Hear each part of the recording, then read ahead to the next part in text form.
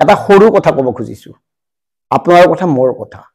ধৰি লওক আপুনি বা মই বেংকৰ ঋণ লৈ এটা পুখুৰী খান্দিলো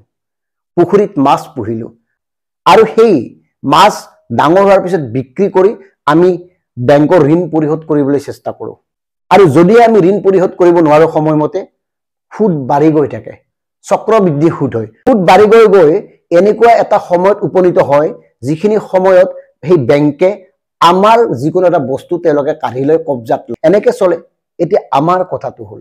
এইখন চৰকাৰে যে ঋণ লৈ আছে প্ৰতিদিনে মাহত যে 2000 কোটি টকাকৈ ঋণ লৈ শেহতীয়াভাৱে প্ৰতিদিনত 100 কোটি টকাকৈ ঋণ লৈছে মানে 20 দিনত 2000 কোটি টকা ঋণ ললে এইখন চৰকাৰে মুঠ ঋণৰ পৰিমাণ 1.5 লাখ কোটিতকৈ অধিক এটা কথাটো হল এই ঋণ কেনেকৈ পৰিশোধ কৰিব ঋণ পৰিশোধ কৰাৰ উপায় কি তেওঁলোকে এই ঋণ কোনো উৎপাদনশীল কামত খৰচ কৰিছে নেকি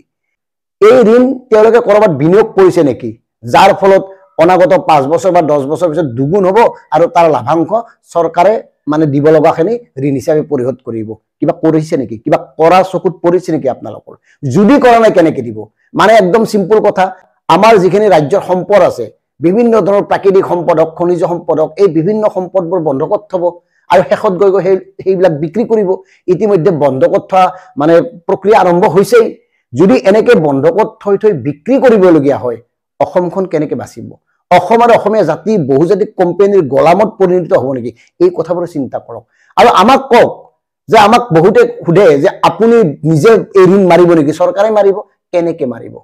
চৰকাৰে মানে আমাৰ ওপৰত বিভিন্ন ধৰণৰ কৰ কাটল জাপি দিব জৰিমনা জাপি দিব ইতিমধ্যেতো বিভিন্ন ধৰণৰ মাসুল মানে 100-200 গুণ বৃদ্ধি কৰিছে আৰু কি কৰিব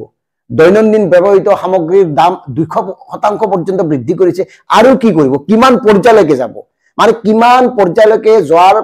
পিছত এই 1.5 লাখ কোটি টকা ঋণ পৰিশোধ কৰিব পাৰিব এই কথাখিনি সুধকচোন অলপ নিজেও ভাবক আৰু এই টকাবোৰটো এই মন্ত্ৰী বিধায়কসকলে নিজৰ ঘৰৰ পৰা নিদিয়ে ইতিমধ্যে এই টকাৰ পৰাই তেওঁলোকে তো বিভিন্ন যি কৰিবলগীয়া কৰিছে কোনজন মন্ত্ৰীৰ কি অভাৱ কওক মুখ্যমন্ত্ৰীৰ পৰিয়ালৰ কথা নকওঁৱে কোনজন বিধায়কৰ কি অভাৱ কওক বা ভাৰতীয় জনতা পাৰ্টিৰ কোনজন শীৰ্ষ নেতাৰ অভাৱ কওক তেওঁলোকেতো নিজৰ পৰিয়াল আত্মীয় স্বজন মানে যিখিনি আছে সকলোকে আৰ্থিকভাৱে নিৰাপদ কৰি তুলিছে এটা বাকি কোন থাকিল বাকি থাকিল আপোনাৰ মৰদৰে নিম্ন মধ্যবিত্ত লোকসকল দাৰিদ্ৰ সীমাৰেখাৰ তলৰ লোকসকল এই যে 1250 টকা পাই বিৰাট ফূৰ্তি কৰিছে তেওঁলোকে এদিন মৰিব আজিয়ে কৈ থলো তেওঁলোকৰ এদিন অৱস্থা না হিফাল হ'ব না ইফাল হ'ব এনেকুৱা এটা পৰ্যায়ত উপনীত হ'ব তেওঁলোকে মানে বিকল্প পথৰ সন্ধান ল'ব লাগিব কাৰণ একদম স্পষ্ট কথা এই ঋণটো কাৰোবাৰ পৰা লৈছে কোনেওতে এনেই নিদিয়ে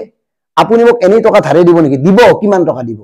গতিকে চৰকাৰৰ ক্ষেত্ৰতো সেই সিমানেই কিমান টকা দিব বিভিন্ন অনুদান হিচাপে কিন্তু তাৰ উপৰঞ্চি যিখিনি টকা দিব তাৰ সুদ লাগিব সুদ গৈ গৈ বাঢ়ি থাকিব চক্ৰবৃদ্ধি সুদ হ'ব তাৰ পিছত আকৌ সুদ হ'ব এই সুতে মূলে যেতিয়া দিব লাগিব তেতিয়া কৰ পৰা দিব সাধাৰণ জনতাই মানে দালি 300 টকাত কিনিব লাগিব চাউল এতিয়া 50 টকা মিনিমাম 200 টকা কেজি হ'ব ভাবক নিজে 30 টকা চাউলটো 40 টকা হওঁতে কিমান দিন লাগিল 40 টকা চাউলটো 50 টকা হওঁতে কিমান দিন লাগিল মিঠাতেল দাইল ঔষধ পাতি মানে ৰাতিপুৱাৰ পৰা ৰাতিলৈকে ব্যৱহাৰ কৰা প্ৰতিটো বস্তুৰ সামগ্ৰীৰ দাম সাংঘাতিক ধৰণে বঢ়া নাই নে গতিকে দাম বঢ়াই যদি এওঁলোকে এনেকে জনসাধাৰণৰ নিৰ্যাতন চলাই ঋণ লৈ কেৱল ভোটৰ অংকত গাদী ৰক্ষাৰ স্বাৰ্থত মানে গাদী ৰক্ষা মানে গাদীত থাকিব লাগে মন্ত্ৰী হৈ থাকিব লাগে এমএলএ হৈ থাকিব লাগে মুখ্যমন্ত্ৰী হৈ থাকিব লাগে চৰকাৰ গঠন কৰিব লাগে সেইটা লক্ষ্য বেলেগ লক্ষ্য কিবা আছে নেকি আৰু এই টকাৰে কি এনেকুৱা কাম কৰিছে যাৰ দ্বাৰা আমি অনাগত সময়ত অসমখন সমৃদ্ধিশালী হ'ব এই যে ইমান কোটি টকা ধাৰ লৈ আছে 1.5 লাখ কোটি টকা সহজ কথা নহয় মানে এই ক্ষেত্ৰত অসম নহয় ভাৰততো মোটামুটি 2 লাখ কোটি টকা পাৰ হৈ গ'ল মানে এতিয়া দেশত এতিয়া কেৱল পুঁজিপতি যি বিচাৰে আপোনাৰ এয়াৰপৰ্টটো বৰ ধুনীয়া বনাইছে পুঁজিপতি য'ত যাব লাগে তেওঁলোকৰ য'ত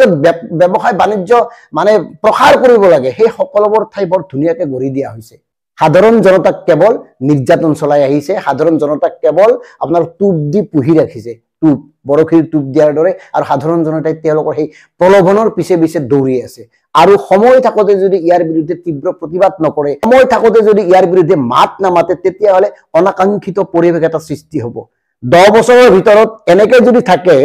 10 বছৰৰ ভিতৰত অতি শোচনীয় অৱস্থা হ'ব সমগ্ৰ অসমৰ আমি আজিয়ে কৈ থলো আৰু এওঁলোকে এতিয়া যিসকল শাসনত আছে তেওঁলোকে বেলেগত গুচি যাব তেওঁলোকৰ দিল্লীত ঘৰ আছে মুম্বাইত ঘৰ আছে বহুতৰ বিভিন্ন জায়গাত আছে তেওঁলোকৰ ঘৰ সম্পদ গতিকে তেওঁলোকৰ চলিবলৈ অসুবিধা নাই, পইচাৰ অসুবিধা নাই, ল'ৰা ছোৱালী ইতিমধ্যে থাকেই বেলেগত, মৰিব আপুনি বা মই। ধন্যবাদ।